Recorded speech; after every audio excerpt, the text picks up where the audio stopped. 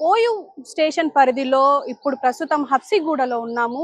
ఇక్కడ ఒక దారుణం అయితే చోటు చేసుకుంది. ఒకే కుటుంబానికి చెందిన నలుగురు మృతి చెందారు. దాదాపు 45, 35 సంవత్సరాలు ఉన్న దంపతులిద్దరికీ ఇద్దరు పిల్లలున్నారు.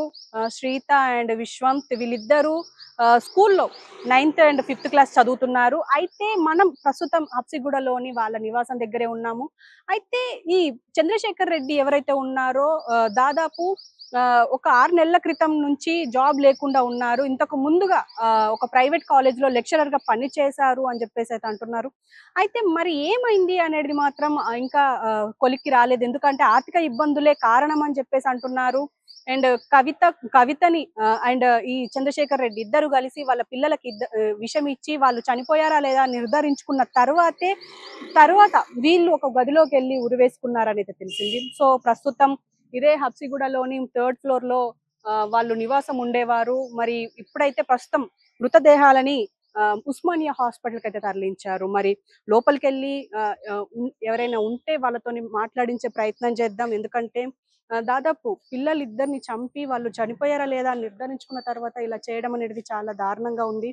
సో ప్రస్తుతం ఇదంతా ఒక ఘోరంగా అయితే మాట్లాడుకోవచ్చు. సో ప్రస్తుతం ఇక్కడ అయితే మొత్తం ఇవన్నీ అపార్ట్మెంట్ టైప్ ఉంది. ఇక్కడ చాలా మంది నివాసం అయితే ఉంటున్నట్టయితే తెలుస్తుంది. వీళ్ళు లాస్ట్ ఫ్లోర్ లో ఉండేవాళ్ళు అని అయితే అర్థమవుతుంది. మరి లాస్ట్ ఫ్లోర్ లో మనం విజువల్స్ లో చూడొచ్చు. మొత్తం బట్టలు ఎక్కడికక్కడ ఉన్నాయి, తాళాలు వేసేసి ఉన్నాయి. మరి అసలు ఏం జరిగింది?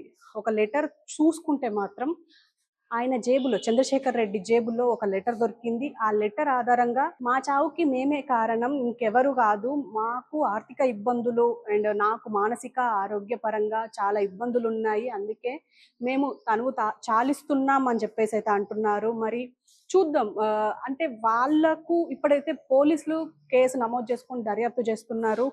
మరి ఇక్కడ ఉన్న వాళ్ళతోని మాట్లాడించే ప్రయత్నం చేద్దాం. వాళ్ళేమంటారు. సో ప్రస్తుతం మనం 3rd ఫ్లోర్ లో ఉన్నాము. వాళ్ళు అంటే చంద్రశేఖర్ రెడ్డి అండ్ కవిత దంపతులు ఇద్దరు ఇక్కడే నివాసం ఉండేవారు. మనం చూడొచ్చు ఇక్కడ.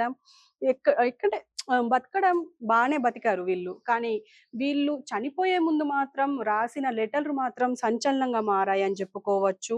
ఎందుకంటే వీళ్ళు సూసైడ్ నోట్ లో రాసిన విషయాలు ఏంటి అని అంటే, ఒకటి అంటే పిల్లలిద్దరూ ఎవరికి భారం కావద్దు అని చెప్పేసి వాళ్ళిద్దరిని కూడా చంపేసి మేము చనిపోతున్నాం అని చెప్పేసి రాశారు.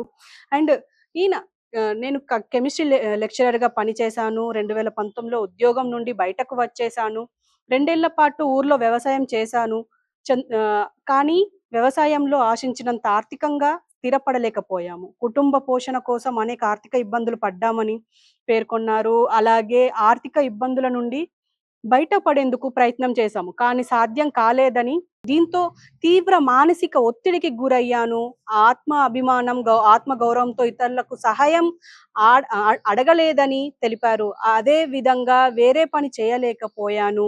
దీంతో కుటుంబ ఆర్థిక ఇబ్బందుల్లో కూరుకుపోయింది. అమ్మ, నాన్న, అన్న మమ్మల్ని క్షమించండి అంటూ చంద్రశేఖర్ రాశారు లెటర్‌లో. అలాగే కవిత అంటే వైఫ్ ఎవరైతే ఉన్నారో చంద్రశేఖర్ వైఫ్, ఆమె కూడా అమ్మా, నాన్న నన్ను క్షమించండి. అమ్మ బంగారం ముత్తూట్‌లో ఉంది. అంటే ముత్తూట్ ఫినాన్స్‌లో పెట్టాము. అది విడిపించి అమ్మకు ఇవ్వండి. మమ్మల్ని ఊరికి తీసుకొని వెళ్ళండి. ఇంట్లో సామాన్లు అందరికి పంచండి అని చెప్పేసి లేఖలో రాశారు. కానీ వీళ్ళు అంటే మా పిల్లలు ఇంకా ఎవరికీ భారం కావద్దు అని చెప్పేసి మరి చంపే టైంలో వాళ్ళు ఎంత బాధకు గురయ్యి ఉంటారో ఒక్కసారి ఆలోచించాలి. ఎందుకంటే ఈ జనరేషన్‌లో పిల్లలు అంటే వాళ్ళ సుఖం కోసం పిల్లల్ని ఆగం చేసే జనరేషన్‌లో వీళ్ళు మా పిల్లలు ఎవరికి భారం కావద్దు.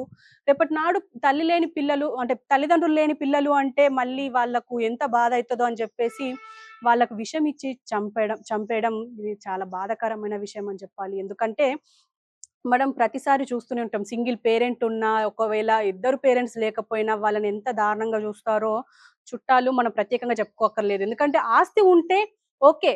ఆస్తి ఉంది గదా అని జెప్పేసి చుట్టాలు చూడడం ఒక ఎత్తైతే, అసలు ఆస్తే లేకపోతే పిల్లల్ని ఎంత దారుణంగా జూస్తారో అందరికి తెలిసిన విషయమే. మనం చూస్తున్నాం. సినిమాల్లో చూస్తాము.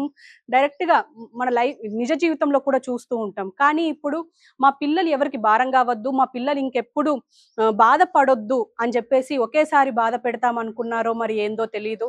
ఆళ్ళిద్దరిని చంపేసి వీళ్ళు కూడా ఒక గదిలో ఊరేసుకొని ఇదే ఇంట్లో చనిపోయారు.